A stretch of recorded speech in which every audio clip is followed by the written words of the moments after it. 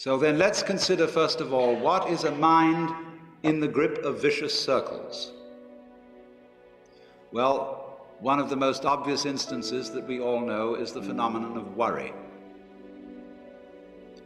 The doctor tells you that you have to have an operation.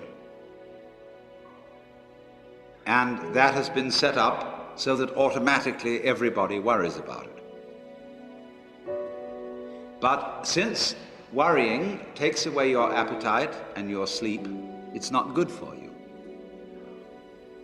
But you can't stop worrying, and therefore you get additionally worried that you are worrying.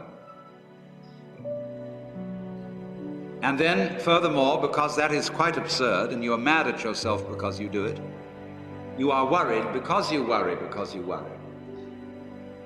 That is a vicious circle. So now, can you allow your mind to be quiet?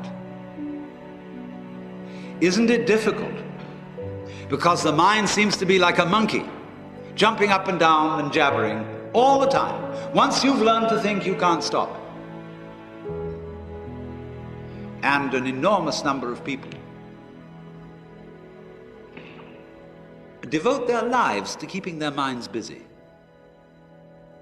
and feel extremely uncomfortable with silence. When you're alone, nobody's saying anything, there's nothing to do. There's this worry, this lack of distraction. I'm left alone with myself, and I want to get away from myself. I'm always wanting to get away from myself. That's why I go to the movies, that's why I read mystery stories, that's why I go after girls or anything that you do, or get drunk or whatever. I don't want to be with myself. I feel queer. So, well, why do you want to run away from yourself? What's so bad about it? Why do you want to forget this? Why do you want to become yourself? Because you are addicted to thoughts. This is a drug, a real dangerous one. Compulsive thinking, going on and on and on and on and on all the time. It's a habit. So there's a difficulty about stopping that activity. And you really have to stop it if you want to be sane. Because if I talk all the time, I don't hear what anyone else has to say. Then I'll end up in the situation of having nothing to talk about but my own talking. Or so in exactly the same way, if I think all the time, I won't have anything to think about except thoughts. So in order to have something to think about, there are times when you simply must stop thinking. Well, how do you do that?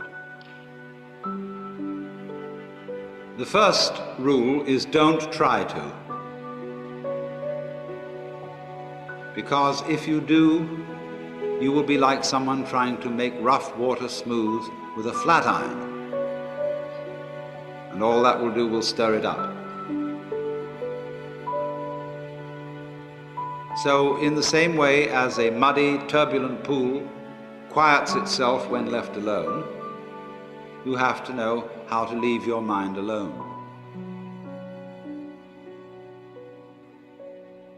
It will quiet itself.